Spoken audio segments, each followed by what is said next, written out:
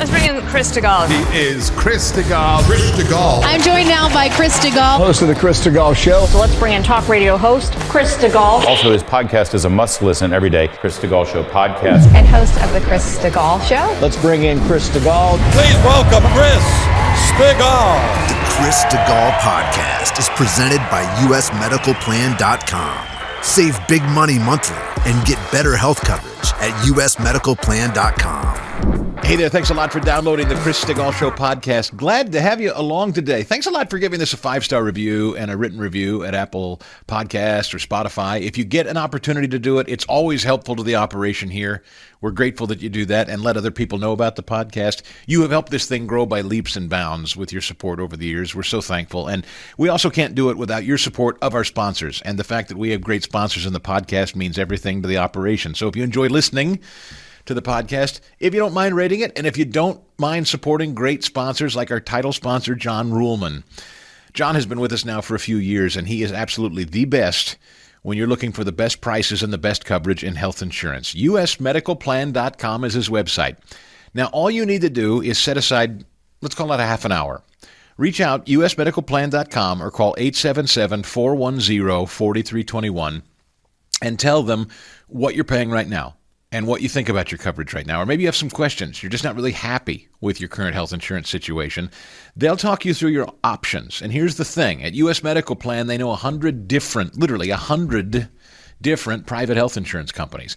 So they're going to get you the best possible price and never going to skimp on coverage. I know a lot of people think, well, if it's cheaper, it's not going to be as good a coverage. Not true. In fact, what you'll find when you work with U.S. Medical Plan is oftentimes you're paying more.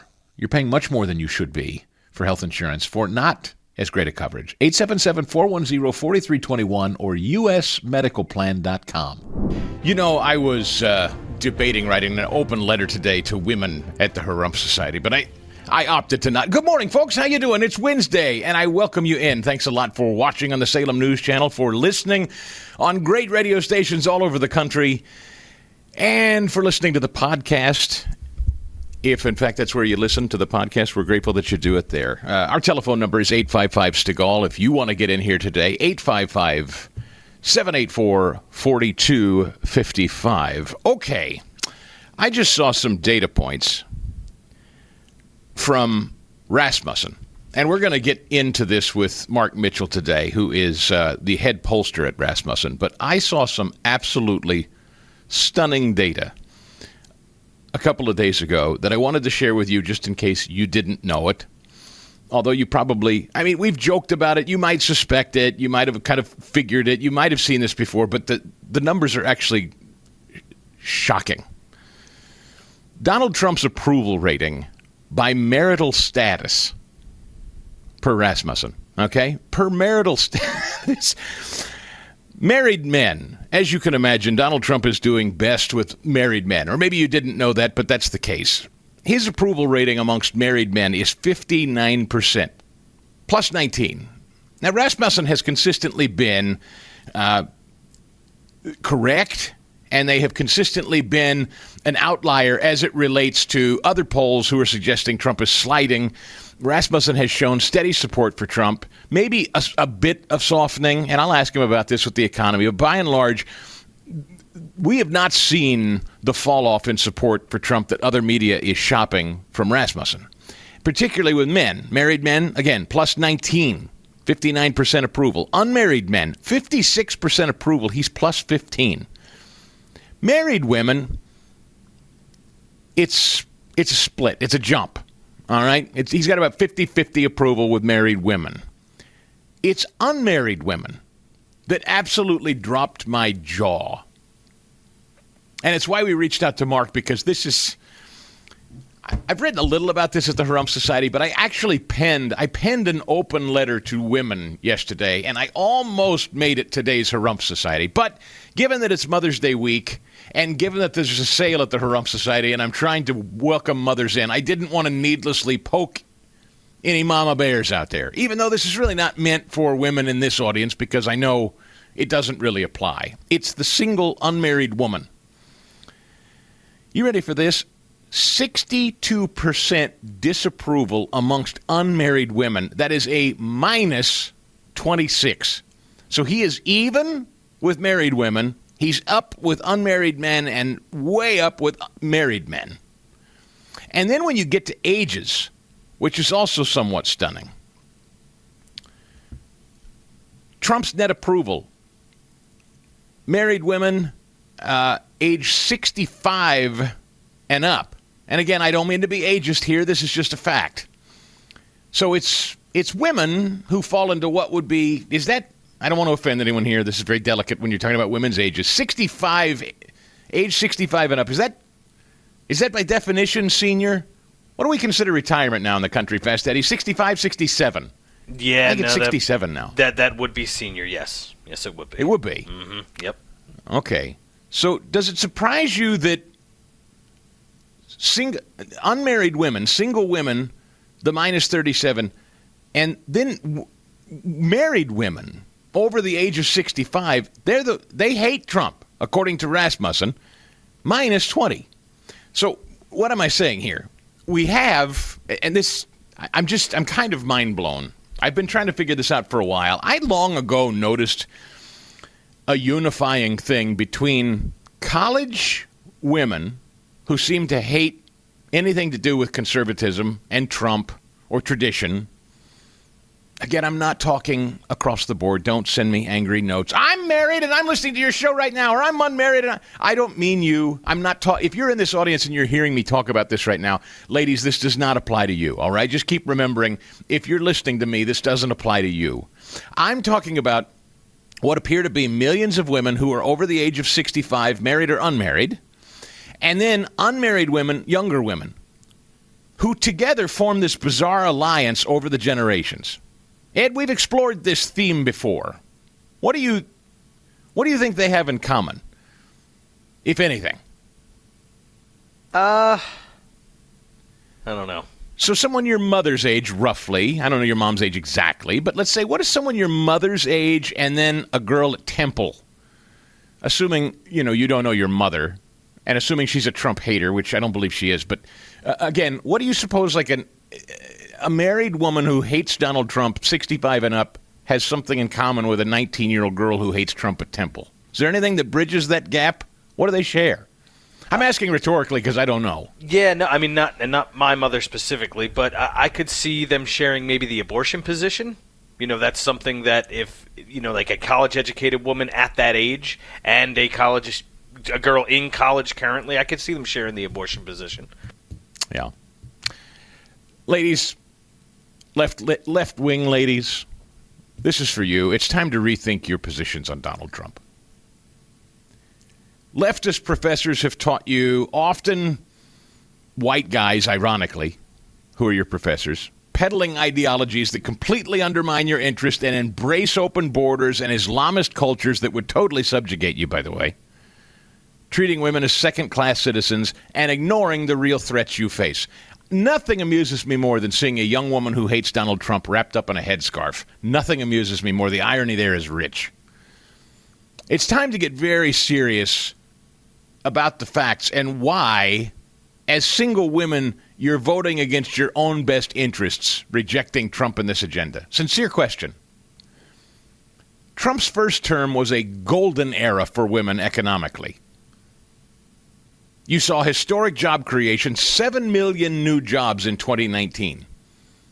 Women's unemployment dropped to 3.4%. That's the lowest in 65 years. Wages for women in Trump's first term rose 8.6% after inflation. That outpaced men, and the female labor force participation rate hit record highs. Now compare that to his second term in 2025, which I believe is going to be even better. Trump has doubled down on all of the things that made his first term successful, trying to eliminate taxes on tips, Social Security, overtime, using tariffs to fund tax cuts for those earning less than $200,000 a year. These executive orders prioritize American jobs, protect you from illegal aliens who flood the market, competing for entry-level roles you rely on, and by the way, bringing in a lot of bad hombres who have done more than their fair share of rapes and murders of your fellow women, young women. Now look at the alternative. somebody like Joe Biden, someone that you young women supposedly support, those failed policies opened our borders wide, let in millions. Violent criminals, murderers, rapists. That's driven the crime rate up 15% in cities where many of you single women live. Billions of dollars wasted under Joe Biden. Corrupt programs, green energy schemes, foreign wars. And it left your communities underfunded and more unsafe than before. And all those left-wing professors cheered this chaos. All these professors that told you that Biden was the way forward and Trump was somehow the dictator or someone you should fear. These professors cheered this chaos. They've totally ignored how Islamist cultures oppress women globally, never mind the LGBTQ community. Trump, by contrast, rejects all the brutal misogyny. He surrounds himself with extraordinarily strong women. We've interviewed many of them. Caroline Leavitt, Exhibit A. Susie Wiles, his secretary, his chief of staff, I should say. His Secretary of Education, Linda McMahon. Trump's second term is even better than his first when it comes to strong women and potentially benefiting women because he has a very clear agenda to secure borders and boost wages and protect your economic future. But left-wing women, these young women, continue to buy left-wing lies. That somehow he wants control over you or control over your bodies. Not true. His policies align with your interests, safety, prosperity, empowerment. Voting against this, rallying against this, agitating against this is voting against yourself. This political ideology makes women bitter and angry and has them voting against their own best interests. And somebody needs to tell these women that being bitter and angry and lonely is no way to go through life. They tell themselves they're so smart and well-educated, yet it held them back from pursuing happiness. It's communism, actually. What women are embracing, these older women and these younger women, they're embracing communism, and it might just be time to try something else after the 4 years of Joe Biden. Just a little note from me to you. We're going to comb through some of this data with Mark Mitchell at Rasmussen today. It is just jaw-dropping. What is going on with American women? Part of the show's exploration today. Thanks for being with us. Okay, let's get to Scott Bessent, who was an interesting figure yesterday because he did some testimony on Capitol Hill in which he said originally there was no talk between the White House and China in 1892. No talk whatsoever. Something changed in a relatively short period of time. Take a listen. I've said before, there are 18 very important trading relationships. We are currently negotiating with 17 of those trading partners. China, we have not engaged in negotiations with as of yet. Now, that, I don't know if that was that, Ed, was that yesterday or the day before yesterday? Because if he testified yesterday, I missed it. That might have been Monday. Or do we know? I thought it was yesterday. Yeah. It might have been. Yeah, I can't know for sure. But the point is, even if it was Monday or if it was yesterday, in a fairly short period of time, Bessent shows up on Laura Ingram's show last night and says they are talking to China. And in fact, they're going to have talks this weekend. So something pretty dramatic has changed. And this was an interesting conversation last night with Bessent. I actually caught some of this. Bessent said, we have shared interests, meaning us and China. The current tariff war isn't sustainable, he said, especially on the Chinese side. As you know, 145% tariffs, 125% is the equivalent of an embargo. We don't want to decouple. What we want is fair trade. It was an interesting question. Ingram effectively said, I'm paraphrasing and I don't want to put words in her mouth, but effectively she said, why don't we push to just screw China and make everything here? And I thought it kind of interesting because Bessent did not go that direction, and I don't think that's Trump's position. And, you know, there are a lot of nattering nabobs who say, we can't, what, do you think we're going to start making T-shirts here? What, do you think we're going to start making shoes here? Have you heard that, Eddie? These nattering nabob types, particularly on our side, that say it's idiotic to suggest that we're going to make clothes here again. You heard that? I've heard everything. She's like, Americans aren't going to want to make that. Yeah, clothes, shoes, everything. Yeah. Would it interest you to note that Scott Bessent said, we don't expect that people would make shoes and clothes here. That's not what we're talking about. That's what he said last night. Did you know that? It makes perfect sense, though. Yeah, because everyone, and it's a lot coming from our side. It's not the left, because they don't, they're bonkers. It's the, the Wall Street Journal cologne and cufflink types who snidely, they look down their snoots and they say, we're not going to make clothes here. That's not what Bessent is saying. That's not what Trump wants. What he said, and it made perfect sense to me, was we're not interested in decoupling with them. Here's what we want. We don't think they should make our pharmaceuticals. We don't think they should make our ships. We don't think they should make our semiconductors. We should make the stuff that keeps us alive and that we depend on in emergencies. We should make all that here. If they want to continue to make dolls and T-shirts, great. But if they're going to do that, we want free and fair trade. No tariffs. None. So keep making your little this and that and your knickknacks and whatever. Remember last week we had the manufacturer of model trains. Scott Bessent effectively said yesterday, let the model train people keep making their model trains in China. The only thing we ask is, if we make model trains here, China doesn't tax us to sell model trains to them. That's all we're asking. Keep making your model trains in China if you can make them cheaper there. I don't know that everybody understands this. Trump and Bessent are not trying to get the universe of manufacturing onshore to the United States. They're trying to get the most important, critical, emergency stuff that we need made here. China can keep making all the stuff they want to make for the rest of our needs and wants and desires. They just got to level the playing field on tariffs. Easy to understand. More Bessent, please. More Stigall Show in a minute. We've been talking over the last couple weeks at least about these opinion polls that are being shopped, suggesting that public approval of Donald Trump economically or whatever is sliding. And one consistent pollster that we have always watched and relied on this show has had some very interesting commentary as he combs through the data points and compares and contrasts them and runs his own numbers. His name is Mark Mitchell. He is the head pollster at Rasmussen and RasmussenReports.com. And Mark, first of all, welcome to the show. Oh, great to be here. Thanks so much. One of the things you posted just a couple of days ago, some important observations. These mainstream media pollsters definitely dumped extra hostile polls. Even before that, they were about 3 to 7 points left of us.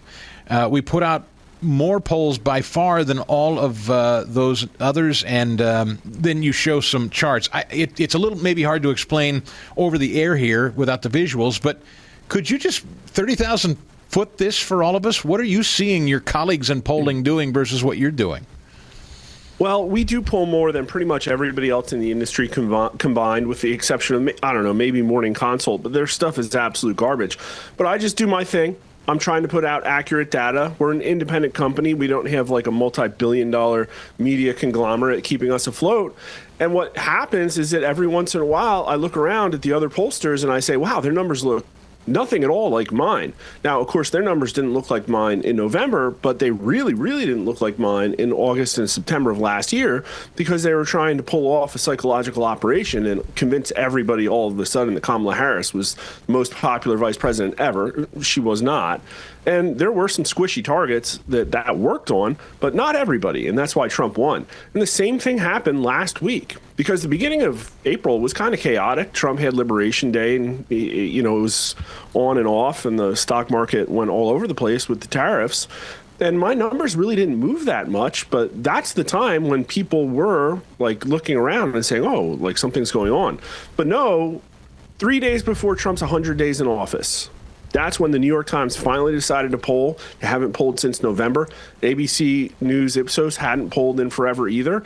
CNN, CBS, NPR, like all of these organizations all at once dumped horrible polls over the weekend. And what you can see in that chart I put up is that those guys, specifically a set of about 10 of these mainstream media pollsters, their numbers were about 3-4 points to the left of me for most of this winter and spring.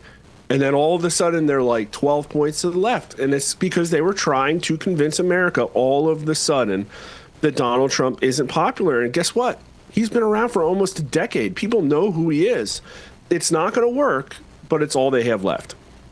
Mark Mitchell, again, head pollster at Rasmussen today. When you comb through the data, there is one thing that is undeniably clear. It shows up time and time again. Single women, Mark. I mean, if Republicans or Trump have a weak spot, it's single women. It's bad out there, man.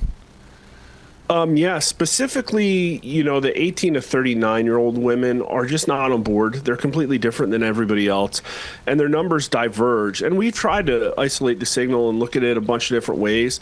If they're unmarried, they become more Democrat. If they have a cat, believe it or not, instead of a dog, they become even more Democratic. Those people voted for Kamala Harris in our polling by almost 40 points.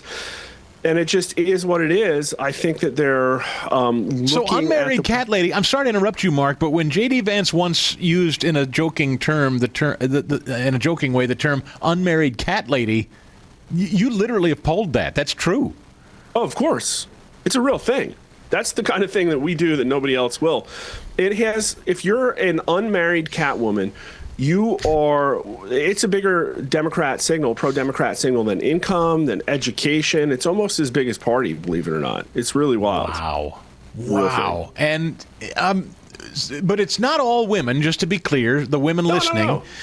It's married women are different. I get this all the time. Oh, well, I have 5 cats and I support Trump and I have since 2015. Yeah, good. Congratulations. But you defy the odds. That's all. Right? Yeah, that's right. Now, on the tariff front, economically speaking, is that where, I mean, I don't think, Trump knows it's an 80-20 thing, right? Bringing illegal aliens into prisons into El Salvador. Nobody's not with him on that. We all understand that. Is he softening a little bit economically speaking in your polling? Yeah, a little, but not bad. You're right. People voted for Donald Trump to fix the border invasion. That was a very popular issue, but it was also the economy. But we all know the border invasion was an economic thing. It's taking people's jobs. It's driving the cost of things up. So people are 100% on board with what he's doing on the economy. We're seeing on the border, we're seeing 65% support his mass deportations. Now, on the economy, he was rated 48% excellent and good about 2 months ago. It got down to 44% excellent plus good. But that's still better than Joe Biden polled on every issue ever in the entire 4 years that he was in office. And so it is very easy to use the fact that most people don't understand this aspect of tariffs to cherry pick polling results and find what you want. But you have to look at the whole polling, and the context is that despite everything that people see in the media, Donald Trump is still rated pretty well on the economy. And what is more, I think, important, in my opinion, the most important number, is that when we ask Americans, is the country headed in the right direction or has it gotten off on the wrong track? Those numbers are setting records. We just hit 14 consecutive weeks at 42% or higher. That's a record. The previous record was 7 weeks, and it actually inverted where there were more people who said the country was on the right direction than on the wrong track about 2 months ago for the first time in 20 years of our polling history. So those numbers are off the charts for Trump, and I think that most of the mainstream media pollsters know that. Every once in a while, Harry Enton on CNN is allowed to say that, but really what they're going to keep doing is focusing on his approval, because it's so easy to just cherry pick what you want and confuse people with out of context numbers. And again, the Democrats are in a pretty tough spot right now, and so the mainstream media is just going to run cover with them with these kind of lies. Mark Mitchell, again, head pollster at Rasmussen. Find him on X and follow his account. It's very worth a follow because it's real-time information like this. He's constantly combing through it. At Honest Pollster. At Honest Pollster is his handle on X. You talk about the unpopularity of Democrats. It should be noted, this is Trump's and Trump's alone. You take Trump out of this equation, is there anybody else in GOP politics or the GOP Congress that can touch Donald Trump's popularity is the real question after Trump's off the stage? Yeah, this is a tough one to unpack. And so Donald Trump is the highest favorability politician of anybody we test right now. And that's kind of weird considering everything that they've thrown at him. The Republicans still poll, I think, about +2 or +3 on the generic ballot. The problem is the generic ballot hasn't been really reflective of the number of seats that Republicans have picked up in Congress. So 2026 is a big question mark, and I think a lot depends on what happens, for instance, with Act Blue, or what happens with Republicans in Congress if they finally get together and support Trump. But the tough reality for Republicans is that I've done a few J.D. Vance matchups. They aren't really public yet, but he only beats an outsider, Stephen A. Smith, by 4 points. That one's public. I can tell you about that. That's kind of scary. J.D. Vance was not pulling 40% in that matchup. It was like a 38%. And I've done some Democrats that are not public. They're going to be public next week, but he's not a big of a win as you would expect. And obviously, it's very early for matchups. But people trust Trump because I think the important calculus there is that he was an outsider, not a creature of Washington, D.C., somebody that had built up decades of public goodwill for being on television and for coming from an industry that most people understand. And it's almost like a political unicorn. And so the Republicans, I do think, are going to be in a tough spot because we ask all the time, like, for Republicans, do you want a traditional Republican or do you want an America First Trump-style Republican? America First wins all the time in, like, every state, always. And 75% of Republicans say that it's the party of Donald Trump and the Make America Great Again movement. Establishment Republicans don't seem to have gotten that memo. And if they want people to actually vote them into office, what they should be doing across the country is running on the Trump platform because that's what Americans want. I know it sounds cliched. I was too young. I was, barely born when Reagan was president, and you're younger than me, I think. So I don't remember the time, but from what I read and understand of the time, this feels as close to that era as we could live, in that Reagan, similarly to Trump, was this outsider, this actor type. The goodwill did barely transfer to his vice president, H.W. Bush, but for one term, and then we know the rest of the story. This feels very similar to that, yes? Yeah, and people would say, oh, well, Donald Trump's favorability is nothing like it was with Reagan. But there's a very good apples-to-apples comparison I did. I took every president back to 1940 because the mainstream media was saying, oh, he's got the worst polling in 80 years. And I took the percent turnout of the voting eligible population, and then I took the national popular vote win proportion to calculate, okay, of the people that showed up, what percentage of humans did Donald Trump convince to vote for him? In his first term, it was only 28% of the voting eligible population. His second time out, his third time out, it was 32%. That's a massive increase. He actually convinced more Americans to vote for him, even though his favorability numbers haven't really changed. That's incredible. And that's something that Reagan did. And actually, Donald Trump didn't really tail Reagan by that much. I think the second win was like 33%. So he was pretty close. And Obama came in higher, but then his second term was way lower, in fact, lower than Donald Trump. People were turned away by Obama's first term. And so that, in my opinion, is a really good illustration that people, again, are on board with the MAGA platform. And of course, it's because they want the invasion at the southern border to end. They think the economy is jobs and not the stock market. They hate what the Democrats have done to the criminal justice system, and they're worried about crime. And most importantly, they're worried about government overreach, and they love this DOJ stuff. DOJ was really popular.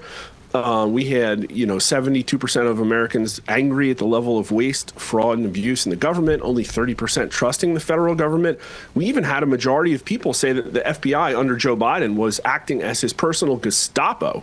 So wow. the level of anger about the Joe Biden administration, that's why Trump is here. People wanted Trump as essentially the ripcord, right? Like this is the people's chance to try and claim back the government from this occupation in Washington, D.C. that, quite frankly, as we all know, is both parties. Mark Mitchell, head pollster at Rasmussen, on X at Honest Pollster, at Honest Pollster. Mark, thanks for your time today, my friend. Yeah, great to be here. Thanks.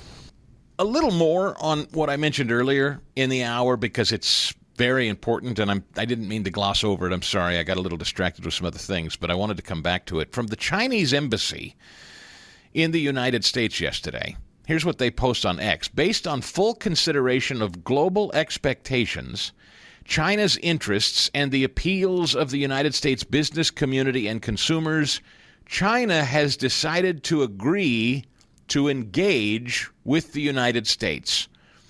As China's lead on China-U.S. economic and trade affairs, Vice Premier, and I can't say his name, their Vice Premier will hold talks with Scott Bessent during the visit to Switzerland from May 9th through May 12th.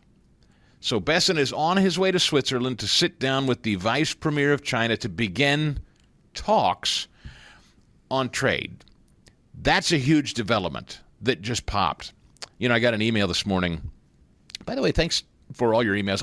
I've amassed a few, such a stack. In fact, I think I'm going to start doing a mailbag segment, Fast Eddie. We might do that today, if not tomorrow. I really appreciate all of your correspondence from around the country. Deborah emailed today. She said, Chris, I'm a founding harumper. So she really wants me to know she's serious. By the way, the Harump Society sale is still going on this week for Mother's Day. If you're not a harumper and you want to jump in, it's $2.50 for the whole year, a month. $2.50 a month. So that's $30 for the whole year. I can only do this through Mother's Day. So if you're maybe thinking about joining the Harump Society and you've put it off for some reason, this is as dirt cheap as I can possibly make it.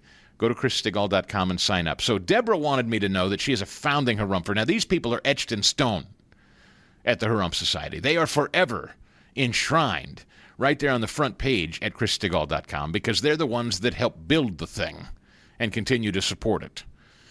And so Deborah said, Chris, I'm a founding harumper. I am a lifelong Republican, but this hurts. And she sent me a copy of a receipt, Fast Eddie. And I think this is to tell me she's starting to get ticked off. She didn't say anything more than that. She just wanted me to know she's a founding Republican, founding harumper, lifelong Republican, but this hurt. And the receipt she sent me, subtotal 2 items for $198, shipping costs $20, and then the line item on the receipt says duties, D-U-T-I-E-S, $351.26. Oh, man. All right. For a grand total, whatever it is she ordered, and I don't know what the order, I'm not sure what she was buying and where she bought it from. I assume maybe it came from China. Grand total for the 2 items, $569.26. $350 of it was tariff related. And it, in fact, on her order, on her receipt, it says, due to the U.S. government tariffs anticipated to be introduced May 2nd, 2025, we will no longer be accepting exchanges for all U.S. orders. This is to save our customers paying double duties. So once you order from whoever this is, whatever their product is, they're not taking it back because they don't want to hit you again with another $350 charge. So somebody like Deborah is emailing me, Fast Eddie, and she says, I'm getting ticked off at this, damn it. I voted Trump, and I'm ticked. So what do you say, Ed? I mean, I guess you're going to have to find a different place to order from than Temu, right? Is that... I don't know, and I don't know where she ordered, by the way, to be fair. I don't know what she ordered or where it came from, but $350, that's just it. I mean, I don't know what it is. Did she, I mean, look, this is tough. This is tough. I recognize that last week I talked with model train guys, and people say, well, you don't need model trains. And I say, you're right. You don't. My father-in-law, my late father-in-law, God rest his soul, one of the things that he always used to say to me, I have made my entire living. I've paid for a home. I've paid for my daughter's colleges. I've paid for weddings. And I've done it all with people's disposable income. I've done it all on the basis of people buying products from me that they don't need. So my father-in-law was always aware of that. But it still is an industry. And now they're getting walloped because of this tariff stuff. And so there are real businesses and livings tied to this, and I'm very, very sensitive to it. From the consumer side, yeah, we have to ask ourselves, do we have to pay $350 tariff taxes right now to buy something from China? We don't have to, do we? This is going to get rocky. But China clearly knows they got to come to the table.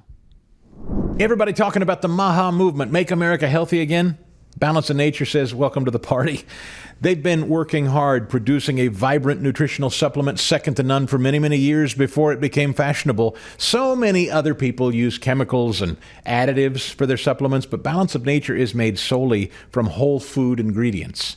And while other methods sacrifice nutritional quality for the sake of profits and volume balance of nature, they use an advanced cold process, a vacuum cold process. It includes freeze-drying their fruits and vegetables into a fine powder, and so that allows them to retain as much nutritional value as possible.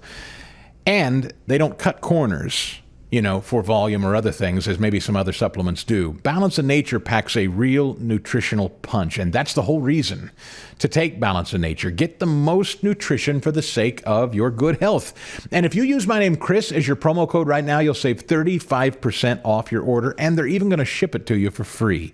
Plus, a money-back guarantee if you're not happy. Call them, 800-2468-751. Use the discount code Chris. Once again, don't forget the discount code Chris for that big 35% off savings plus free shipping. Order online, balanceofnature.com. Here we are, 2025. Happy New Year. And our friends at Gulag America are back and along for the ride. They have been not only great sponsors, but they have been ride or die founders at the Harass Society. I am so appreciative for our friends at Gulag America. I love the work they do. And we have every reason to be optimistic in this new year. They are, we are, all of us are. America's resurgence, it's back. Trump's back.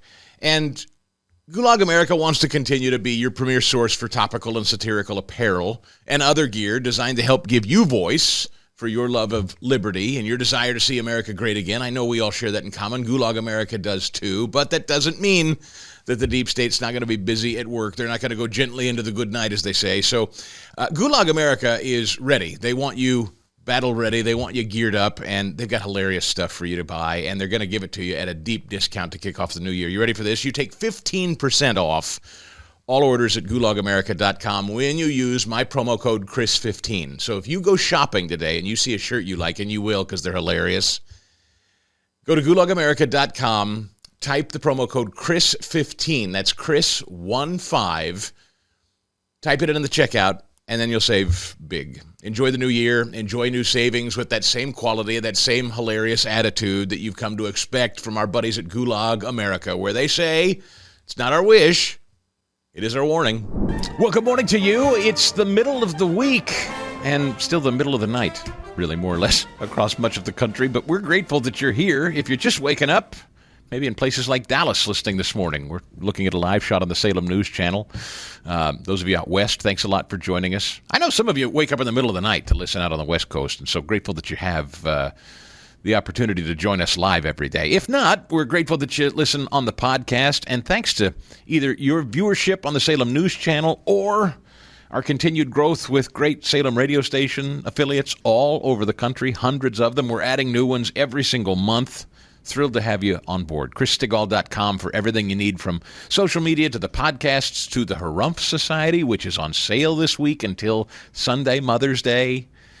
I hope you'll join the conversation. I've got some good stuff today. In fact, I'm going to explain a little bit more about what I'm posting today coming up. Go to ChrisStigall.com and sign up today.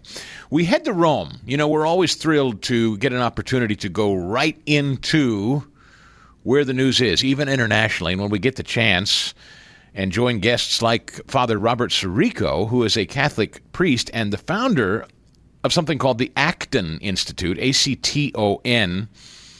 We came across an editorial in Fox News at foxnews.com. Pope Francis was disruptive. Now the next pope must clean up the mess. We were intrigued. And then I was reading a little bit about the Acton Institute, which they say is an institute for the study of religion and liberty, and named after Lord John Acton. He's best known for the famous remark, "Power tends to corrupt, absolute power corrupts absolutely," inspired by his work on the relation between liberty and morality. Sounds right up our alley. So, Father Sirico, we are glad to have you here, sir, live from Rome this morning. Thanks for joining us. Buongiorno. It's good to be with you. Yes, sir. What a day. The papal conclave, these things don't come around very often. It was interesting. I was looking at some stats this morning. I guess people that follow this stuff, I didn't even really know that in terms of days, tracking days when these conclaves get together and pick a new pope, it took 2 days for Pope Francis. It took 2 days for Benedict. In 78, it took 3 days to get to John Paul II. 2 days for John Paul I. 3 and 4 days. So somewhere between 2 and 4 days on average is what most of these cardinals take to select a new pope. Is that about what you're expecting? Well, in this century, I mean, there was a conclave that really kind of begins the conclaves that lasted almost 3 years. They kind of locked them in. That's where they began the process of locking them in to get them to, focus on it. But yeah, I think my guess is this conclave may be a bit longer because a lot of the cardinals who have been appointed don't know each other. They're from a whole bunch of new countries and who haven't, been in Rome on a regular basis, that kind of thing. So it may have taken them a little bit longer to get to know one another and decide. But I think by Saturday we'll probably have a pope, if not sooner. You mentioned Father Robert Sirico in your piece at foxnews.com. Pope Francis's off-the-cuff remarks. You clearly have written a piece that says this has, at a minimum, caused confusion. Could you explain a little bit maybe what you took issue with regarding Pope Francis and his remarks and how you think the future could be changed with the selection of a new pope? Sure. Well, the first thing I want to make clear is that I wasn't trying to criticize the Pope, but, he called for open conversation about things. He was a pretty direct person himself, being from Argentina. And I think that his heart certainly was in the right place. I think the spontaneity of his remarks, the impromptu nature of many of them, left a lot of precision off to the side. And I think what the result of that was that it created a good bit of confusion in people's minds. A lot of people think that because he embraced people of various lifestyles and the like, that he was changing the moral teaching of the church, which he emphatically and explicitly did not do. And I think a lot of progressives just took that and ran with it and further complexified and confused the issue. So I think I hope what the College of Cardinals will be doing in the next day or 2 or 3 is to choose a pope who will be clearer and calm some of the passions down and bring some of the factions together. Because in the church it's 1,300,000,000 people in the Catholic Church. You have a variety of different points of view and cultures and all the rest of it. I think we need to bring a sense of unity to the church once again, and with the example of great compassion and love that Pope Francis showed. Father Robert Sirico with us live from Rome today as the first day of this papal conclave gets underway. All of these cardinals gather from around the world to try to pick one man to go forward. And I know some of the cardinals, the media's been trying to, stop them, pull them aside as they're walking, from place to place. Hey, what do you know? What can you tell us? And of course, most of them say something like, well, we're going to let the Holy Spirit guide us. I don't know anything about anything. I'm not, I don't have a favorite. I don't have a horse in the race. What can you talk about related to, quote, front runners for the position? Are there people politicking for this? How do these guys do this? Is it really just through prayer and spirit-led? Well, it is predominantly through prayer. In fact, in the conclave itself, once this begins, there are no debates in the Sistine Chapel. That is a series of prayer for the entire period of time. Politicking doesn't go on in the College of Cardinals in the American sense of the word. The tradition in the Curia and among the cardinals is called Romanità, and it's a certain posture that exudes prayer, but involves giving cues to people. So you have to know how to read these cues. And there are some people who posture. There's an old saying that the man who goes into the conclave as pope comes out as a cardinal. So you don't want to overplay your hand on that. A lot of people, just depending on their personality, underplay it or just give more clear indications of their availability. Let's put it that way. Father Robert Sirico, how likely is it, culturally speaking, that we get a pope that comes from and again, I'm talking through the prism of American politics, so forgive the offense if any's taken. Europe, North America, although, I know our North American representation isn't necessarily left of center, but we all know there's a more progressive strain amongst Catholics and Protestants. We all know there is a more traditional Bible-based thread through what I'm told is much of Africa, actually, both for Protestants and Catholics. What's the likelihood that we could have a pope from Africa, Father? I don't think that the Cardinals are going to go for a pope from Africa, which isn't to say that the Cardinals wouldn't go for a more traditional conservative pope. But I think the African church is considered a new church, as, by the way, the United States. I mean, from the perspective of Europe, I'm sitting in the middle of Rome. This is Western civilization's origin. They think in centuries, not in decades. That they say, well, let the church in Africa, let the church in the United States mature, which isn't to say that could not happen, because you have some vibrant growth going on in Africa right now. So it's a real model of what could be, as opposed to, say, for instance, an older but moribund church in Germany, where it's falling apart, where they've lost a sense of their identity and a sense of the centrality of the gospel of Christ. And I think it would be more preferable, if that were the choice, then it would be more preferable to go with Africa. Similarly with the United States. The United States is a very vibrant church. Presently have great leadership in the church, in the American church. And, who knows? Father, with about 30 seconds to go, this next pope, how much would you like to see him lean in to American politics versus stay away from it, just from your perspective? I don't think the role of the pope is to lean into politics, but what I think the role of the pope is to speak very clearly about the moral foundations of human society and the dignity of the human person from the first moment of his existence until his natural death.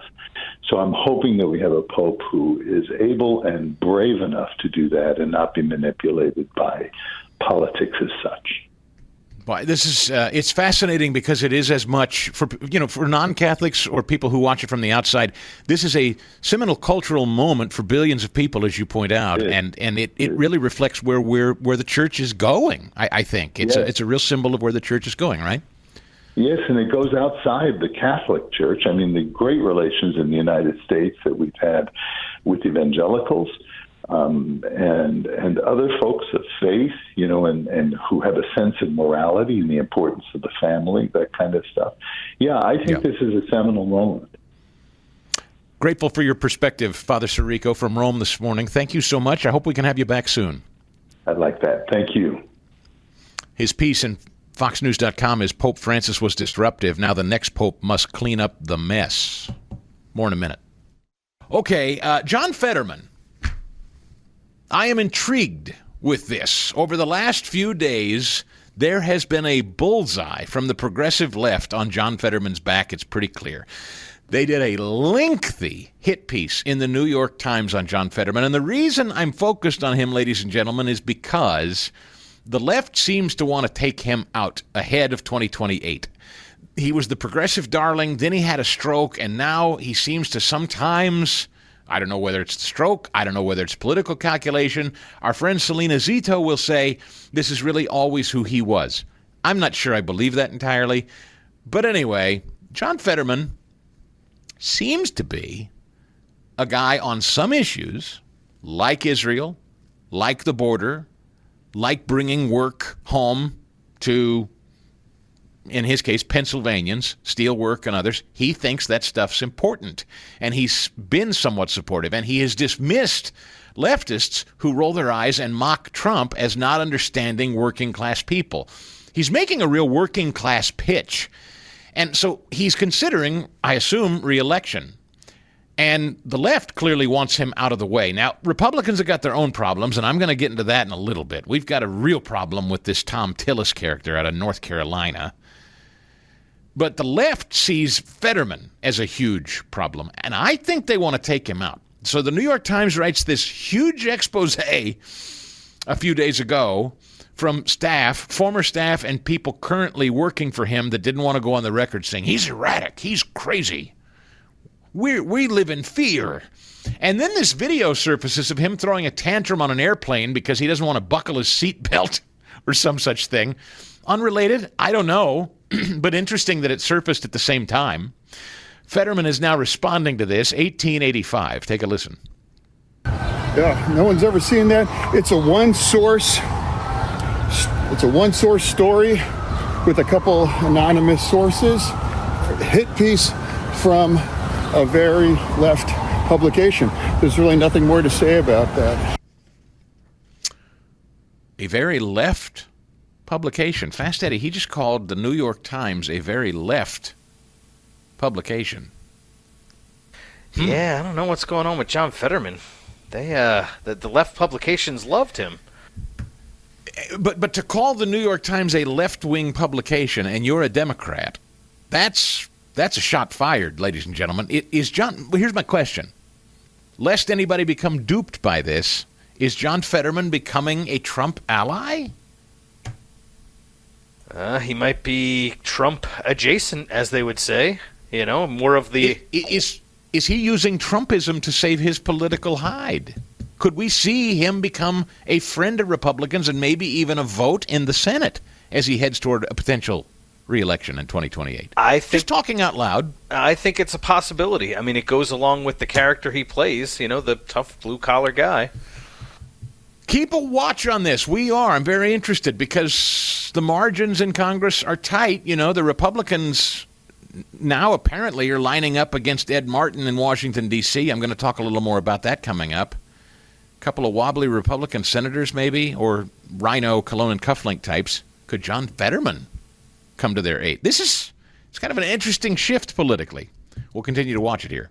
It's always sunny in Philadelphia. Beautiful looking shot of Philadelphia today on the Salem News Channel. Well done, boys. Thanks a lot for listening on Philadelphia's AM 990 The Answer, my home base. Thanks for listening to great radio stations all over the country affiliated with this show. And if you're watching on the Salem News Channel, we're always grateful you do. If you'd like to take the show along with you, if you're not streaming it on your Samsung Plus television or Roku or whatever, you can stream it right from the Salem News Channel app. Download it, get it for free, and then click Watch Live, and you can watch us anywhere you want. You can listen to it anywhere you want, anywhere you go. The podcast is also available. If you miss any previous shows or you want to hear a segment again, go to chrisstigall.com. That's also where the Harumph Society resides. And if you're not a member of the Harumph Society, today is the day I publish another one. It'll land in your... I do this 3 times a week, those of you who are not Harumphers yet. It's additional commentary. It is it's kind of an aggregate of everything that I think is pertinent to you, particularly on X. I spend a lot of time on X, reading and trying to read people that I actually respect, that aren't going to waste your time with perspectives that I think are useful. I try to save you time. That's the whole point of the Harumph Society. Keep you sharp, smart, engaged, informed, but saving you time because time is precious. I'm paid to do this stuff. You've got better things to do. So I put it all together in a sometimes 6 to 11 minute read, roughly, is what AI says it takes to get through it. I think you'll enjoy it. And it's up there right now, chrisstigall.com. Check it out. I got a Mother's Day sale going on right now, $30 for the whole year. That's $2.50 a month. And that ends on Sunday. This is a great gift. You can gift it to other people over there at Substack if you're already a member or you already follow or whatever. Go to chrisstigall.com. I hope you'll join us. All right, the Prime Minister of Canada was at the White House. Mark Carney visiting. It was very funny. Seemed like everything was fairly light. This kind of back and forth about the 51st state business, 1897. Let's get started there. As you know from real estate, there are some places that are never for sale. That's true. We're sitting in one right now, Buckingham Palace that you visited as well. That's true. And having met with the owners of Canada over the course of the campaign last several months, it's not for sale, won't be for sale ever. But the opportunity is in the partnership and what we can build together. And we have done that in the past. And part of that, as the president just said, is with respect to our own security. And my government is committed for a step change in our investment in Canadian security and our partnership, and I'll say this as well, that the president has revitalized international security, revitalized NATO, and us playing our full weight in NATO, and that will be part of it. And they have, I must say, Canada is stepping up the military participation because Mark knew, they were low, and now they're stepping it up, and that's a very important thing. But never say never. Never say never. Trump went on to talk about, and again, this is right in front of the guy who came to visit at the White House 1901, and the business we do or do not do with Canada. During the campaign, Prime Minister Carney talked about the American betrayal. How do you react if Canada decided not to shop in the American store as much as before and decided to partner with other countries? Well, we don't do much business with Canada from our standpoint. They do a lot of business with us. We're at like 4%, and usually those things don't last very long. We have great things, great product. The kind of product we sell, nobody else can sell.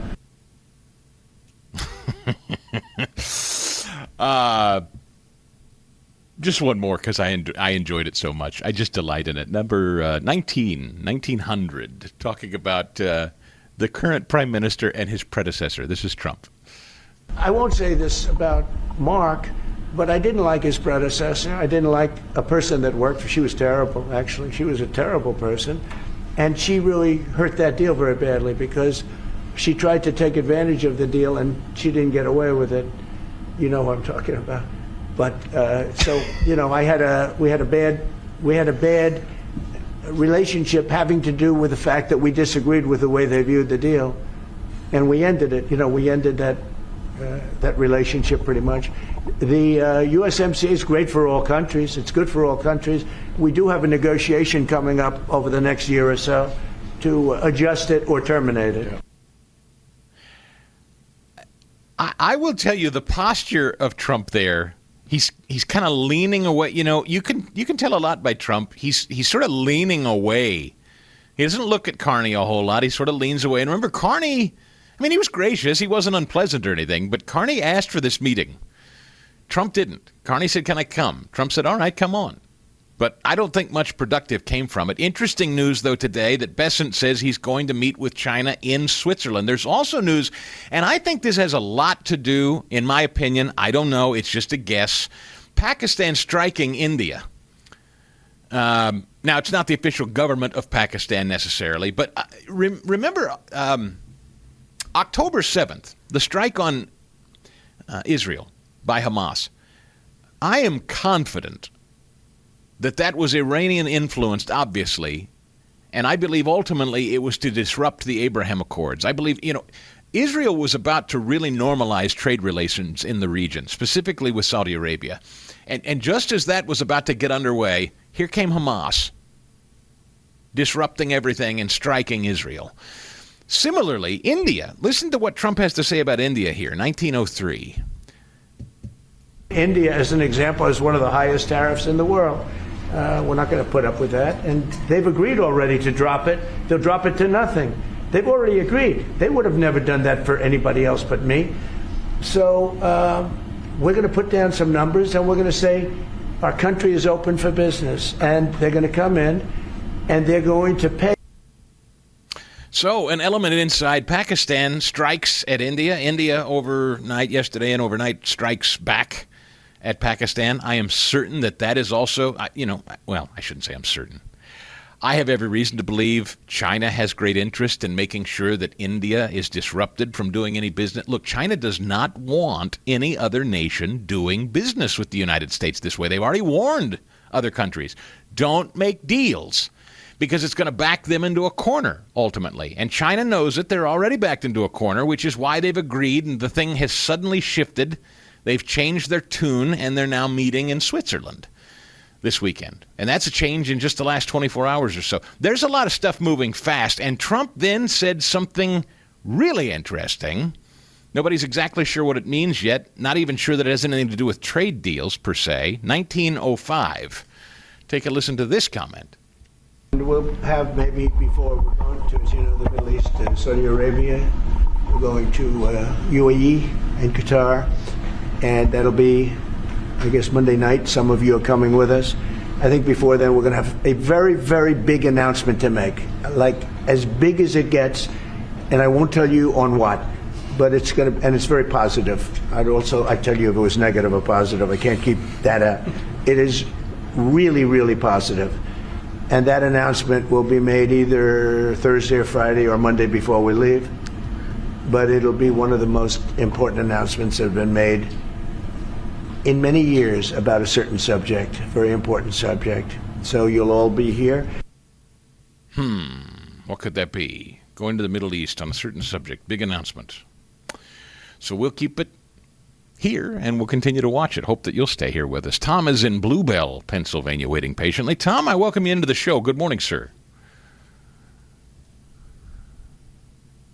Oh, I'm sorry. I thought Tom was there. And the reason I was going to go to Tom is because my understanding is Tom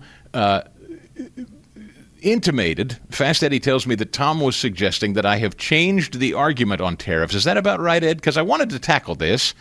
I thought it an interesting supposition. I was reading this during the break, so my apologies that Tom couldn't hang on the line, but I was reading what he wanted to talk to me about, and the suggestion was that I have, changed my position on tariffs somehow? I want to defend my honor. Yes. If in fact that's the suggestion out there. Of course, no. So he described himself as a cologne and cufflink Republican, and he said that you have shifted the conversation from it being Donald Trump and tariffs on the world, kind of making fair trade deals across the world, to now just specifically focusing on China.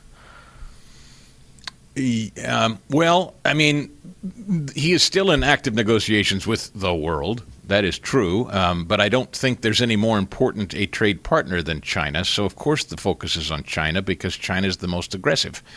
And if other trade deals are made around the world, China is increasingly more boxed in. First of all, I think that's an interesting thing to identify yourself as a cologne and cufflink Republican. What does that mean exactly? You're an establishment Republican? I guess maybe someone also looking at the cost. So think of the immediate cost of goods that has gone up. Things we've already talked about. The price increases as a result of tariffs. Oh, I think he's calling in. and I get it, and I continue to say that if all you care about is getting a cheap shirt from Temu and protecting your portfolio in the short term, I would think that's not a strategic, long-term, sustainable position to have for the United States and its security. Oh, Tom came back now. Okay, I'm glad. Oh, wait, no, he left again. Oh, that's too bad. Okay, I think I made the argument. That's why. Well, that's okay. Tom's always welcome back to debate. But I think this is a huge, huge situation that is perhaps about to change course. I guess Tom might be more in the vein of Mike Pence here in 1907. Mike Pence has surfaced. Listen to what he says. He said that cheap goods was not a part of the American dream. Well, I'm somebody who spent almost my entire life in public service. We lived on our paycheck while we raised 3 kids and put 3 kids through college. Cheap goods are a big part of it. I think we ought to be candid about that. I guess that's the position. Cheap goods are a big part of the American dream. That's how I put my kids through college. That attitude, I'm sorry, that is a piss-poor attitude. Cheap goods are more important to us than our long-term sovereignty and sustainability as a country.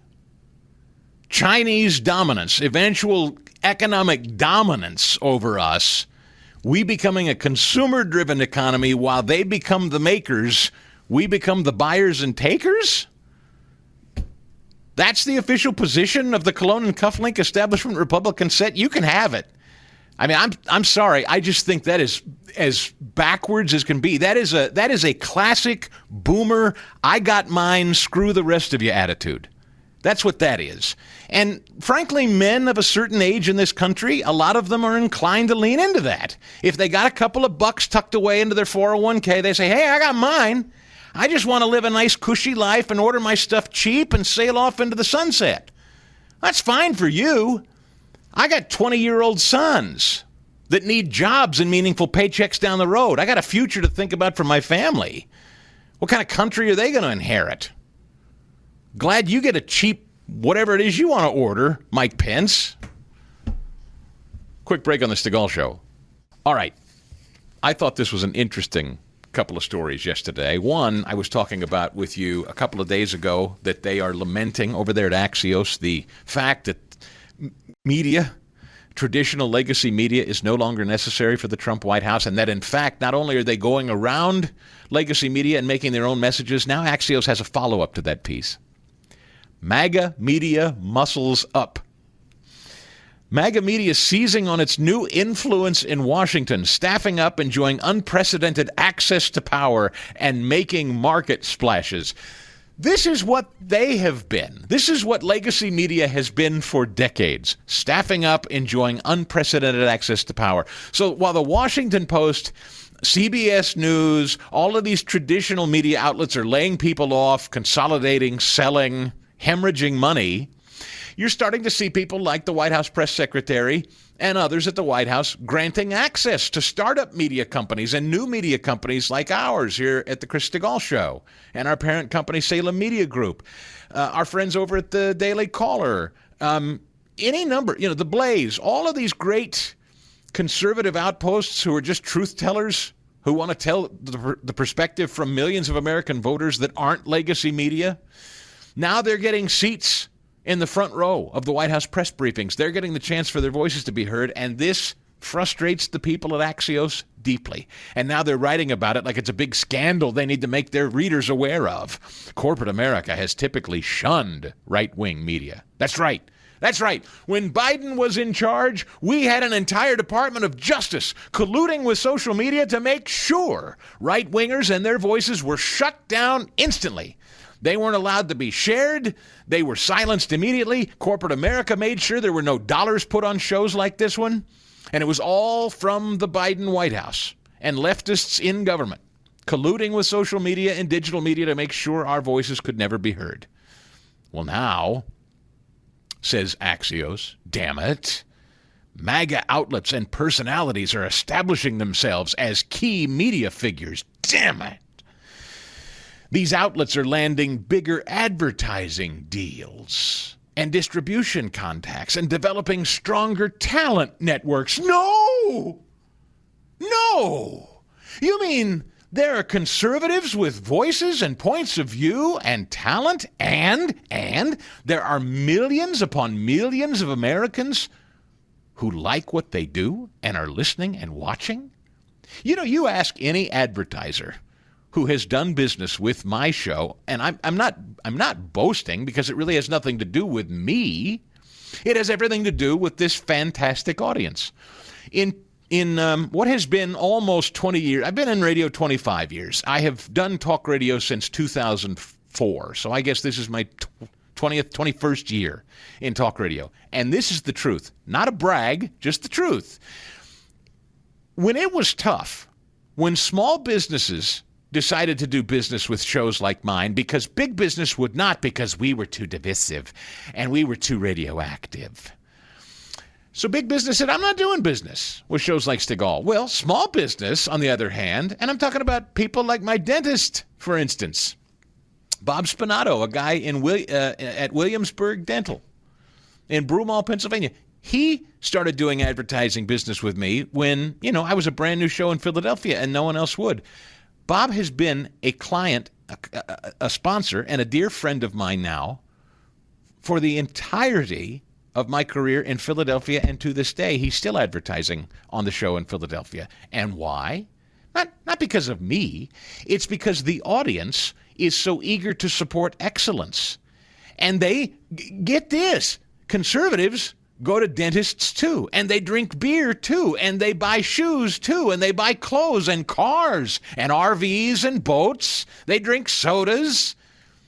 Conservatives do all that stuff, and they listen to shows like mine. And so when people advertise their products on shows like this, guess what? There are millions of people who want to support people who support shows like this. And they like quality products and services, and they go and support those people. And Axios is discovering, lo and behold, this is becoming a problem. Outlets like Stigall and others are landing big ad deals now. Apparently other advertisers are figuring it out. We have an audience. And that maybe advertisers would like to reach our audience too. It's hilarious. They're admitting, they're giving up the ghost. This has been the game. Central planners, leftists in Washington, as well as big left-wing corporate America, had been in collusion for a long time to silence voices like ours and shut us out of advertising dollars. The jig is up. And I have nobody else to thank but the Trump era. That's sincere. This is the Stigall Show. It's been my pleasure and honor to talk about Bob Spinato at Williamsburg Dental in Broomall, just off the Blue Route, as my dentist and friend of over 12 years. But now he has two brand new associates, his daughter Alexa and Dr. Geddes. Tell him about him, Bob. Yeah, Chris, I can't begin to express how proud I am, obviously, of having my daughter there. Also, Dr. Geddes is just a wonderful addition to our practice. He is a classmate of my daughter Alexa's at Temple Dental School, and I have known Jared for about 7 years now. Getting to know Jared over the years, it was my wife Debbie and my daughter Emily who kept telling me, "You have to hire Jared. You have to hire Jared. He's going to be a superstar." Jared went off to USC, did a 1-year residency after his year at Temple. He came back and he worked for about a year in practice in New Jersey. And after, again, my wife and daughter beating my brains in, I got the message and I hired Jared, and he's been a great addition to Williamsburg Dental. Pick up the phone or go online, make that appointment, 610-353-2700 or williamsburg-dental.com. I want to welcome aboard the show our new sponsors at Texas Bullion Exchange. Great guys. If you go to buytexasgold.com, you will see my smiling mug right there at the top of the page. Since leaving the gold standard in 1971, the dollar has lost over 90% of its purchase power. Now, if you think about that, what used to cost $1 now takes $10 or more.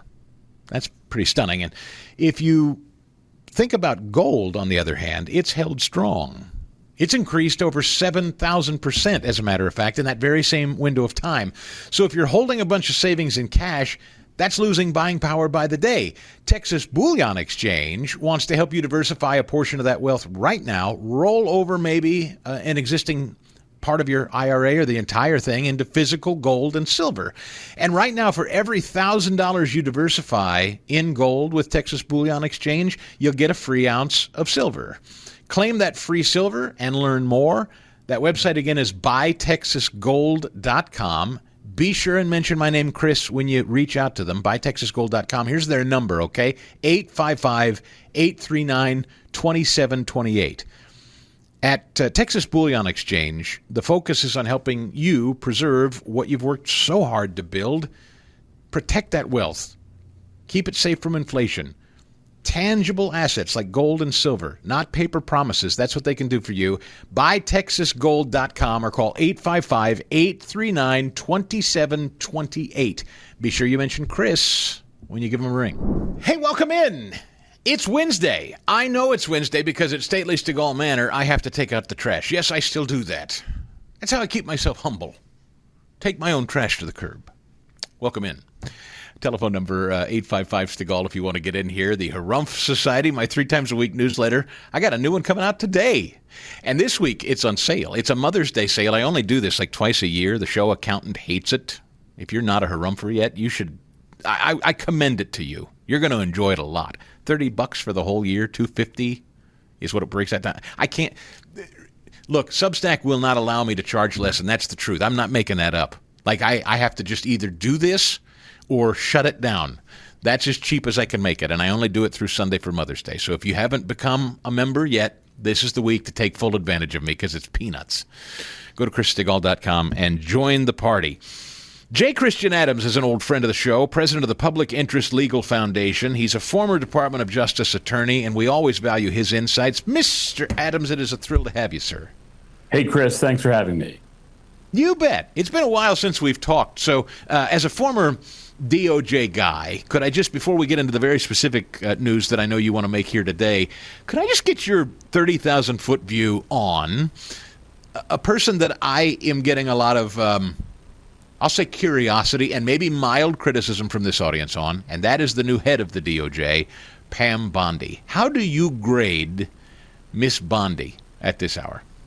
Well, look, it's like trying to jump on a freight train from the side of the road and get it under control. That agency has always been an incredibly nefarious, biased, ideologically rotted agency. And for her to make the progress that she's had, has a good deal to do with a tenacious effort. And I can't falter, because I got to tell you, Chris, that place is filled to the brim with people who are very much unlike your listeners, and trying to get them under control is a tough task.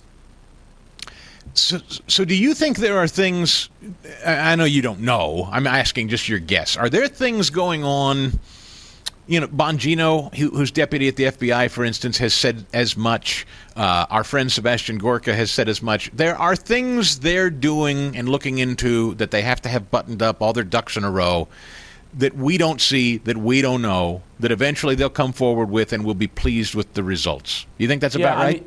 I'll give you an example. Just within the last week, I saw a list of lawyers who had been, shall we say, gone off to different ventures, no longer at the Justice Department, in the Civil Rights Division where I worked, and I was astonished by a lot of the names. I mean, deputy chiefs, chiefs of sections that have been there, 20, 30, 40 years. They've just been sent to the Weather Bureau in North Dakota, like Major Healy, for those of you who know Idris Genie at least. I mean, they just are gone. And I got to tell you, when I saw that list, my eyes bugged up that I can't believe so many of them have been ushered out the door. Look, that's not every issue that faces DOJ, but it's a big one, and personnel is policy. And when you remove hundreds of hardcore ideological leftists, it's going to have an impact on policy. Okay, now that is a story that I don't think's been told. I know we haven't reported on it, and I don't see it largely reported. You can confirm that there are, you say, hundreds of tenured ideologues in DOJ that have been swept out of there under Trump and Bondi. I've seen the list. I mean, it's an astonishing improvement. And, like I said, I worked with a lot of these people, right? Some of them were my supervisors. I know their biases. I know their behavior. And to see a list, to see that so many attorneys have been escorted out is an astonishing accomplishment. It is a great step in the right direction, and I'm happy for it. Could I get, if you don't have comment, that's not why you're here, but I'm just curious, could I get your take on Ed Martin, who Trump wants to head D.C. and the resistance inside the Republican ranks? Can you tell us a little about that dynamic and what you think about it? Pardon. Yeah, I mean, I've signed a couple of letters in support of Ed Martin. Ed Martin is a good guy. He's a zealous guy. He's the kind of guy that the voters who voted for Trump would have wanted to be the U.S. attorney in D.C. So, no shock here that Ed Martin was nominated to be U.S. attorney in D.C. I hope he gets out of committee. Look, is Ed perfect? No, who is? The point is that Ed Martin reflects the will of the voters. It is an anti-democratic thing to not give him a vote. And he's a conservative Catholic. He is an activist, a longtime activist, chairman of the Missouri Republican Party. And now he's the acting U.S. attorney and has been doing good things. So the resistance, as you put it, is largely coming from a couple of senators. I understand it to be Senator Tillis from North Carolina, Senator Cornyn from Texas, or one or both, or only one of them. We're not positive. But Senator Grassley, the chair of the committee, hasn't scheduled a vote. So that's the situation right now. Yeah, Cornyn better watch out, because he's being primaried by Paxton, and this is the kind of thing that if Cornyn doesn't behave here, he could see himself primaried. And as for Tillis, that North Carolina faction, I saw it reported by someone on X. That's Mark Milley Military Industrial Complexville down there in North Carolina. What do you think about that, Mr. Adams? Well, I know a couple of years ago there was a fantastic nominee of President Trump named Tom Farr to be an Eastern District of North Carolina judge, federal court judge, where all the election law cases go, by the way, in Raleigh.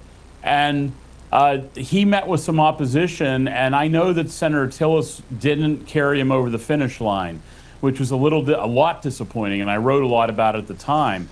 This might just be a replay of that. When the going gets tough, it's time to find a new nominee, apparently. So it's unfortunate because these are good people.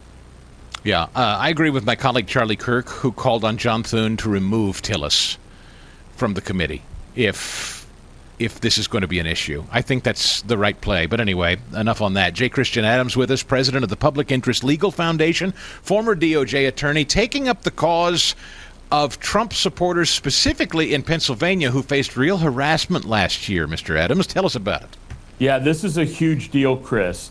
Last fall, before the election, Trump supporters, people with signs and flags, were literally getting death threats in the mail. Okay, I said that. It's hard to believe in America that would happen. They were getting letters in big block caps on the envelope that said neighbor, very creepy stuff. And inside the letter, there were threats to shoot pets, to come after the family, to stalk outside their house in the dead of night because they were voting for Trump. This shouldn't happen in America. So the Public Interest Legal Foundation filed a voter intimidation lawsuit in the federal court in Philadelphia because of this behavior. Now, if it reminds you of something, it should, because this is the case I worked on in the new Black Panthers when I was at the Justice Department, 15 years ago now. And so it's the same sort of nonsense where people are threatening people for the right to vote. Yeah, and this letter, just for people that, if you're watching on the Salem News Channel, we've put it up. It's signed patriotic citizen and a true American. It when you open it up in the mail, we talked about this on my show during the election cycle prior to our syndication. These letters look as though they're coming from Trump-friendly people at first. It's kind of a rope-a-dope to read it, and then as you read it, you see that it's actually threatening you. Hey, I'm one of your neighbors, and if you're a good person, you're not going to vote for this immoral guy, or we're coming for you. Do you have any idea where it comes from whom they originate? Yeah, I have a little bit of an idea, but that's part of the issue is why hasn't the postal inspectors figured this out? I mean, do they have Inspector Clouseau working for them? They've had this for 5 months.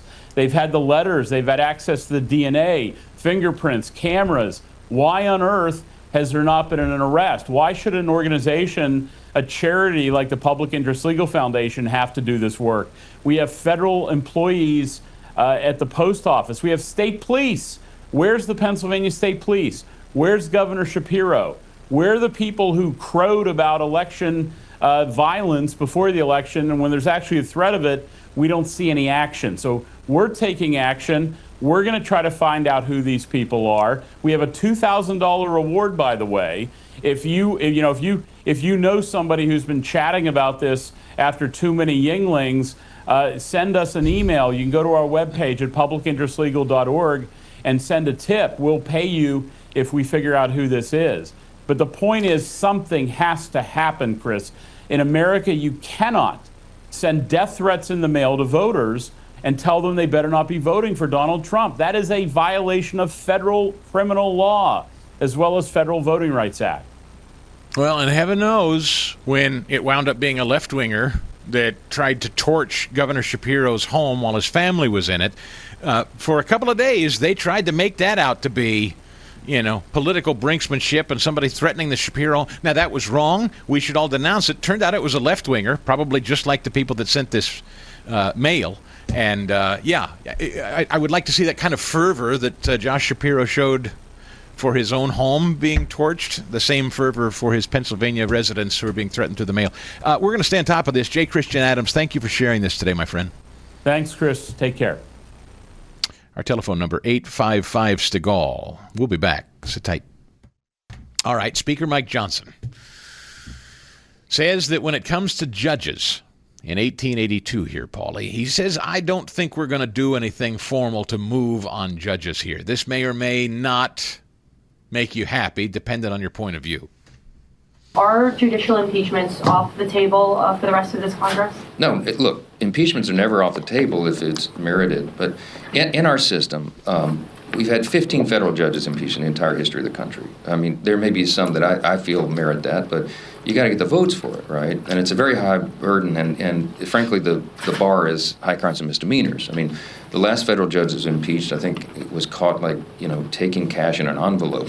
It's like it's got to be a pretty brazen offense, a real open crime that everybody could agree to. So short of that, if we don't have the votes, and by the way, even if we could get an impeachment article through the House on a federal judge, it's unlikely that they would be tried and convicted in the Senate on that with the divided number we have. So short of that, what can we do? I mean, we've done everything within our power to solve that problem. And remember the stats. I think it's 67% of all national injunctions issued against a president in the last 100 years were against one president. His name's Donald J. Trump. 90% of those were from openly, Democrat-appointed judges that many would regard as this other judge as activists or people venue shop to get in their courts. We all know it's a real problem. It's not what the Founding Fathers intended. So what can we do? Using our power in the House, Darrell Iss's bill is a great response. The No Rogue Rulings Act would prohibit a single individual judge from issuing a nationwide injunction like that to stop the entire policy of an administration. I think that is a very common sense standard, and one that would kind of get back to the original intent and eliminate the ability of just one activist to just stop everything. And it's very reasonable legislation. We passed it through the House. We sent it to the Senate with every expectation that they should be able to take that up. And I certainly hope they can, because, again, it shouldn't be a partisan issue. It should be something that every American agrees with. We've got to restore faith in our system of justice. And it was eroded over the last 4 years under the Biden administration for all the reasons we know and have recounted here many times. And it falls to us to make sure that people can believe. Lady Justice has a blindfold for a reason, right? That the symbol is that it's equal justice under law, as it's chiseled into the marble above the Supreme Court's entrance when you walk in. We have to restore that. If you don't have the people's faith in a system of justice and fair judges, then you don't have anything in a republic. And that's why this is so important. We'll keep advancing it. Okay, so Johnson says we have passed legislation in the House and sent it over to the Senate that takes this injunction garbage off the table. It's on the Senate's desk now. As far as impeachment, I'm going to tell you something. I know that there's some of you out there, I can hear you shouting, well, that damned coward Mike Johnson, cologne and cufflink establishment Republican. On this one, just to be clear, I've said this to you before, I'm going to say it again, I stand with Johnson on this. High crimes and misdemeanors. I don't think you can make a credible case that judges being partisans are criminals. I just don't think you can. I do think, and Mike Johnson just said, and I agree with him, Congress has the power to rein them in and stop them from doing this, and Johnson and the Republicans have tackled that, and they sent it to the Senate to be dealt with. Now, what's the Senate doing? I don't know. We're waiting. It turns out that there are several Republicans, actually, that are trying to block Ed Martin from becoming the new U.S. Attorney in D.C., including Mr. Tillis, Senator Tillis of North Carolina. So we're back to this problem again. It seems to me it's not the House this time. We actually have a major, major problem in the Senate. And what was once considered kind of a layup, that while the House may have a hard time keeping a hold of Republicans and Republican control come the midterms, now all of a sudden Politico writes Republicans thought they'd pad their Senate majority. The map is getting tougher. Brian Kemp down there in Georgia said yesterday he's not going to run for the Senate. And a lot of people thought if he did, it was an easy pick-off of that Senate seat. Well, now he's not going to. Republicans are still widely expected to keep the Senate, but after Kemp and Governor Chris Sununu rejected GOP recruitment efforts, and now Ken Paxton challenging Cornyn, now they're talking like maybe Paxton challenging Cornyn could cost the Senate seat in Texas. I don't believe that. These Senate Republicans, there's still a problem, a few of them. We'll watch them here on the Stigall Show. Came across a piece at townhall.com. If you're not a regular Town Hall viewer, you should. That's bookmark townhall.com. They are a fantastic website where you're going to get really trustworthy news and voices. I contribute there on occasion myself. I love the work they do, our colleagues at townhall.com. James Fitzpatrick is the director of the Center to Advance Security in America. He's a former official in the Trump 45 administration. He's also an Army veteran, and he's written a piece at Town Hall. Headline, step aside, robed resistance. The DOD is within its legal right to ban gender dysphoric service members. Mr. Fitzpatrick, glad to have you along. Hi. Hey, Chris. Thanks for having me. I appreciate it. You bet. Let me start, if I could, with something I loved yesterday from Pete Hegseth, who continues to be the enemy of the military-industrial complex. If you would, Paulie, 1906. Listen to this with me, Mr. Fitzpatrick. I'll get your reaction on the other side. No more pronouns. No more climate change obsession. no more emergency vaccine mandates, no more dudes in dresses. We're done with that. We're done with that excrement. James, what do you say? Love it.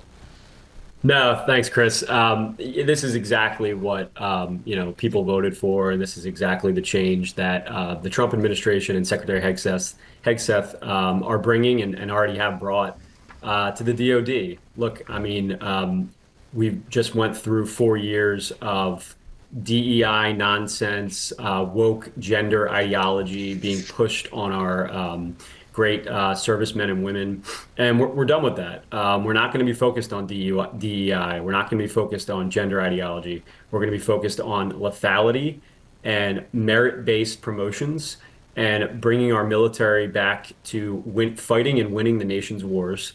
And that is what we need to be doing. That's what President Trump and Secretary Hegseth are focused on, and I think that's what the good secretary was referring to there.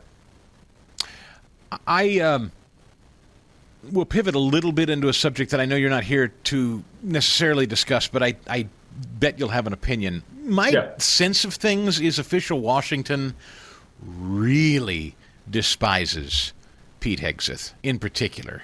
Like maybe more than anybody else, maybe even more than Donald Trump, because he is such an affront to what I genuinely believe. I mean, when you read everybody from the Wall Street Journal to National Review, all the kind of traditional conservative, I call them Cologne and Cufflink, Thurston and Lovey Howell, Republican publications that are writing these hit pieces on Hegseth. It's like their ox is being gored, right, James? It's clear that again, I hate overusing the term, the military-industrial complex is a real thing, and there are a lot of people getting really fat and happy from the Pentagon, and he's a threat to that. I think that's right. Yeah, look, as a veteran, I can say he's a breath of fresh air. You know, he's a warfighter. It's been, God, I don't know how long since we've had an actual operator in charge of the department. And to see that he's not going to put up with nonsense. He's going to get in there. He's going to actually change things. He's a change agent. Guys that are infantrymen like him, they act and they act quickly and they solve problems. And that's what he's there to do. He's not there to make friends. He's not there to make money. He is there to bring change to a DOD where there is much change that is needed and much policy changes that he can accomplish. And he has a short time to do it. And of course, the guns are out for him. But he is a tough guy. And the president knew that before he put him in there. He got through a tough confirmation fight. So he's ready to do it. James Fitzpatrick with us. His piece at Town Hall, Step Aside, Robed Resistance. The DOD is within its legal right to ban gender dysphoric service members. He is a veteran. He is an attorney. He currently serves as director for the Center to Advance Security in America. There is resistance right now, not just from those in robes, some Republicans, like Senator Tillis of North Carolina, who seem to want to resist the appointment by Donald Trump of Ed Martin to be the U.S. Attorney in Washington, D.C. And I wonder, as an attorney, I have seen some suggest that North Carolina, this, again, hotbed of the Mark Milley military-industrial complex types, they don't like the Trump agenda. They don't like the Ed Martin types. Do you have any thoughts on that? I'm not exactly sure why the senator made that decision, but I do know that someone like Ed Martin is going to bring law and order to Washington, D.C. It's a town that greatly needs it, and I'm confident he'll bring it. And I'm confident he'll be confirmed. Oh, really? Because without the support of at least Senator Tillis, it can't get out of committee. Do you think he'll change his mind? That's right. Well, yeah. I mean, I'm not sure. I mean, I think he came out yesterday and made that announcement, but things change, and I think that he still has time to turn back and make the right decision here. They say, I have heard, and not just Senator Tillis, but I've heard it from other Republican senators, that Ed Martin is too sympathetic to J6ers. And unless you are 100% ironclad, rock-ribbed denouncing of every single person in Washington, D.C. on January 6th, you're no good for the post, is effectively what some of these Republicans have said. What do you say? Look, I mean, I think someone like Ed Martin, who has a long history of standing for law and order, is exactly the kind of person we need. In terms of trying to figure out each and every January 6th case, whether or not whether or not they needed to be, prosecuted or not. Of course, there's some people at January 6th that, committed acts of violence that were dealt with accordingly. And of course, there's people at January 6th that, were totally unfairly prosecuted in every way. So I think, that we just need to make the right decision here. And hopefully the senator and others will get back on track and bring someone like Ed Martin to confirmation. That'd be great. Boy, I like your optimism, James. I'm going to take it. Yeah, we need always some trying of to be it. optimistic. That's right. Hey, that's great. I mean, you maybe you know something I don't, but people are kind of down on Tillis right now being a thorn in the side of Ed Martin's confirmation. But you're saying otherwise. Maybe we'll see. Look, you are the director of something called the Center to Advance Security in America. When you talk about security in America, how can anyone dispute China is a direct threat to security in this country? Trump is trying to tackle China through this trade imbalance. And then along comes a guy like Mike Pence in 1907. It's like the people never mind Democrats, the people inside the Republican Party are starting to show themselves in ways that is just so disappointing to me. Listen to this, 1907, Paul, if you would, please.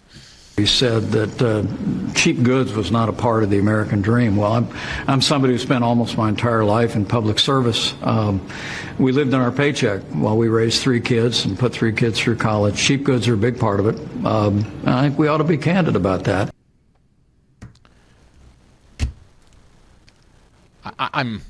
James, I don't even know what to say to that. Mike Pence says we got to keep cheap good coming from China because that's the American dream.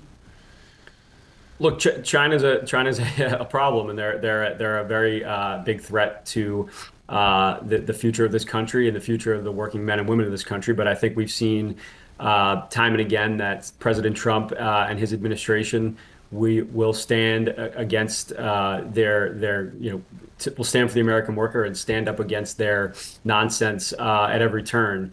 And I think it will take some time. But what he's doing, I do think in the long term will be good for the worker, will be good for wages.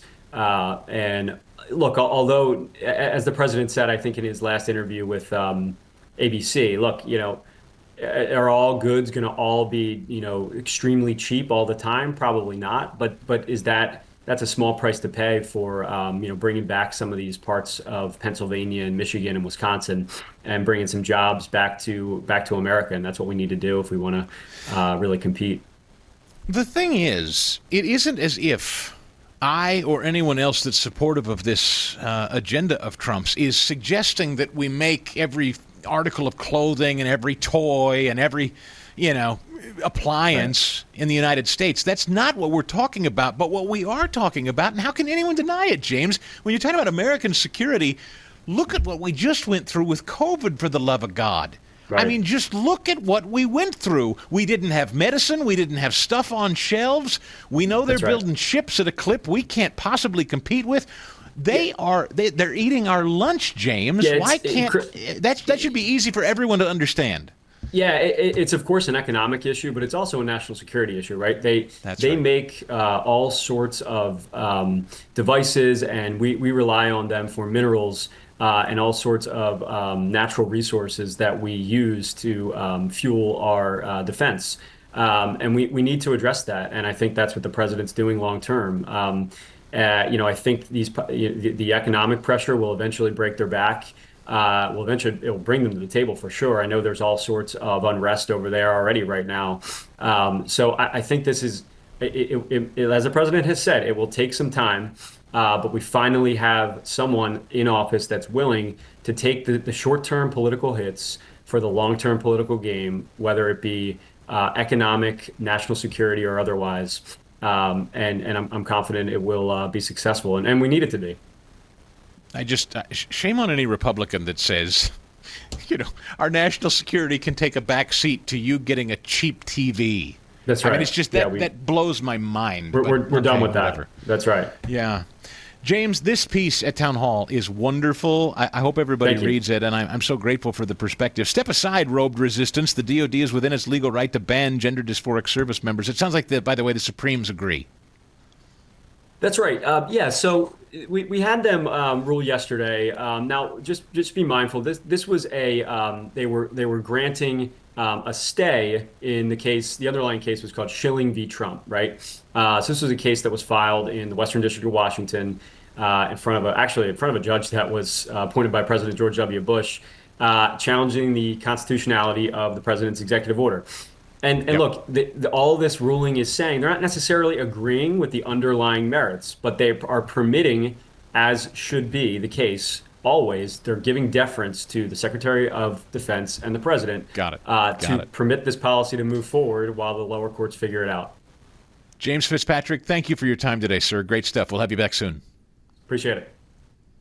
More of the Stigall Show in a minute. Byron Donalds, fantastic. You know, he's probably, well, I shouldn't say probably. I don't want to get in trouble with people, but he's looking like he's going to be the Republican nominee unless Casey DeSantis gets in, which I'm being told that's probably not as likely. He's looking to take the place of Ron DeSantis, who will be the outgoing governor of Florida. He was just fantastic on this issue of due process, this idea of illegals being extended due process. I wanted you to hear it. 1883. Take a listen. When it comes to due process, that is a privilege reserved for American citizens. When people are in our country illegally, there is a semblance of due process, but not nearly at the level of a United States citizen, of an American. There are two different standards. You come to America, you are a guest in the United States. That privilege can be revoked. And a lot of these illegal aliens were not guests. They showed up at the southern border. Joe Biden abused our laws, ignored our laws, and let them in. And yet, so what are the American people supposed to say about that? Yeah, it's just true. Meanwhile, the American left is trying to elevate AOC, or she's trying to elevate herself. You know, I've been writing about this at the Harump Society, that actually, whether AOC wants to be the next president of the United States or not, many people believe she does want to be. I've already written at the Harump Society, which is on sale this week, and if you're not a member, by the way, just want to mention, go to chrisstigall.com and join, because it's just $30 this week. It's a Mother's Day sale that ends on Sunday. But I've written already. Those of you who are Harumpers know, here's what she is doing regardless. She wants to be the queen of cash. She wants to put herself in the position of being the one to dispense the dollars. She wants to be the kingmaker of the Democrat Party, ultimately. She and, of course, Boss Hogg. Similarly, they're trying to what's fascinating inside the Democrat Party right now is who's trying to hijack it. And it is clearly AOC, and it is clearly David Hogg. Well, Joe Scarborough over there at Morning Joe, he loves AOC and would love nothing more than to see her become the face of the Democrat Party. 1884. The former Republican, Joe Scarborough. Cut 1884. Rev, nobody ever said that Congress was a meritocracy. I understand that AOC may be more progressive than a lot of people. I also understand that she's one of the most articulate, exciting people in the Democratic field. She goes out with Bernie Sanders, and yeah, she just draws so many people. It's very good, very effective in hearings. Mm-hmm. We've seen a lot of people. Nancy Pelosi was a progressive. When Nancy became leader, she realized she needed to represent the entire caucus. AOC certainly could do that as well. After the election, she was going around talking to people who voted for her and Donald Trump, saying, "I want to understand why did you do that? What don't I understand?" I just listen, Democrats. I mean, and we're going to talk to Dave Weigel about this in a second. Their approval rating is just absolutely disastrous. They don't need to keep getting people like in retirement, past retirement age, being their voice. They need somebody young like AOC. And again, it's not about ideology. She can carry the message forward for a Democratic Party that really needs to reach out to younger Americans. They need to reach out to younger Americans, and they need to reach out in an authentic way. I think that what makes AOC listen, yeah, that's good. That's good. Listen, if this is their cheering section and this is where they want to take the party, I'm just just fine with it. I think she's dangerous. Don't misunderstand. She's going to control all the money, which means she gets to pick the face of the party. We'll see you tomorrow. So that's a wrap for another Chris Stigall Show podcast. Thanks for committing to it, listening to it all the way through. You're a fighter. I like that about you. Hope you'll leave it a 5-star review and a written review. Apple Podcasts, Spotify. We'll see you next time here on the Chris Stigall Show podcast. The Chris Stigall Show podcast.